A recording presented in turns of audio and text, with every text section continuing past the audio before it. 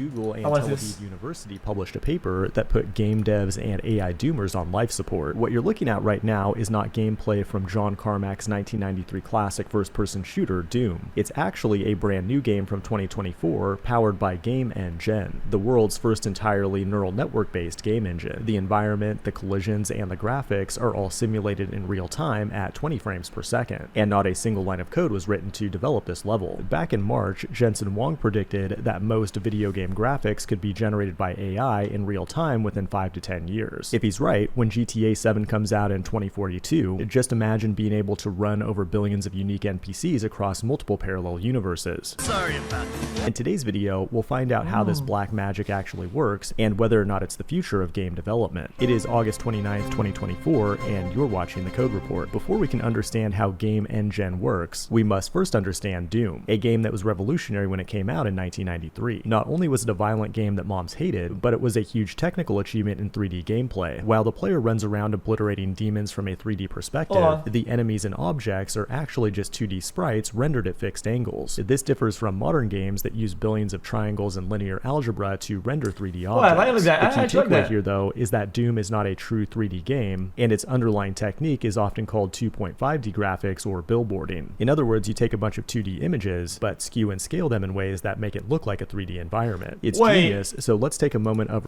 Chat, so basically it's like the whole game is just like, it's like backgrounds. You know when you play a game and there's like a photo way back at the back, and it looks like a certain way? It's like that, but for every surface. Respect for its lead developer and legendary programmer, John Carmack. Not only did he create Doom and Wolfenstein and Quake, but he open sourced the Doom engine in 1997, which inspired an entire generation of new programmers. Currently, he's working on artificial general intelligence at Keen Technologies, and let's hope he gets there before Sam Altman does. But now that you understand how Doom is just a bunch of 2D sprites, Game Engine becomes a little less magical, which is based on Stable Diffusion. It relies on an augmented version of Stable Diffusion 1.4, which is trained to predict the next frame based on the sequence of past frames and actions. Is that bad? And the other big component of the architecture is a reinforcement learning agent, which is trained to play the game and record itself like an artificial Twitch streamer. Google has taken a lot of L's recently, but it's also been shipping some amazing tech, especially when it combines reinforcement learning with generative AI. Like AlphaCoder uses a similar technique to beat virtually all competitive programmers, and AlphaProof can beat almost all math Olympiads. But when it comes to the game engine, their biggest challenge was addressing autoregressive drift, where the quality of gameplay starts to decrease over longer sequences. The model only has a limited context window of about 3 seconds or 60 frames, but in a fast-paced game like Doom,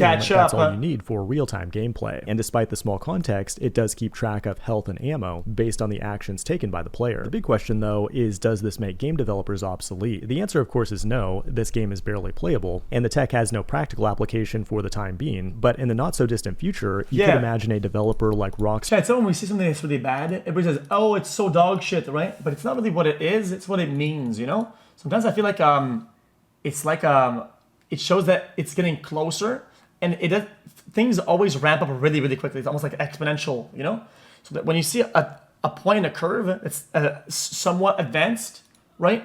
It's like, oh wait, we're gonna get there fast. Rockstar Games using an RL agent to play the GTA as long as it's not nothing, with it's some still something. generative 3D model, they can spit out new terrain, NPCs, and even storylines on the fly. But you really shouldn't be playing video games because women find it the most unattractive hobby for men. The real world-changing application of technology like this is going to come in robotics. Real-time environment simulation will allow robots to train rapidly without physical hardware. Like when it comes to capital punishment, it's extremely hard to gather enough data for a large model. Well, not anymore, thanks to Google's Project Talon. The new device is designed to be as humane as possible, emitting soothing white noise and putting prisoners on a cushioned seat before its metallic talons dig into their necks and painlessly wrench their heads off. The Figure 2 robot was just released a few weeks ago. Elon is building Optimus robots. NVIDIA recently unveiled Project Groot. Google's investing heavily in robotics research, and they're all trying to make Terminator-like humanoid robots a thing. And if they succeed, we'll have to put yet another dollar in the Arthur C. Clarke was right jar. The future does belong to the robots. Biological evolution has about come to its end. They will start to think, and eventually they will completely outthink their makers. Is this depressing? Yep, this has been The Code Report. What's up? You trying to play some Deadlock?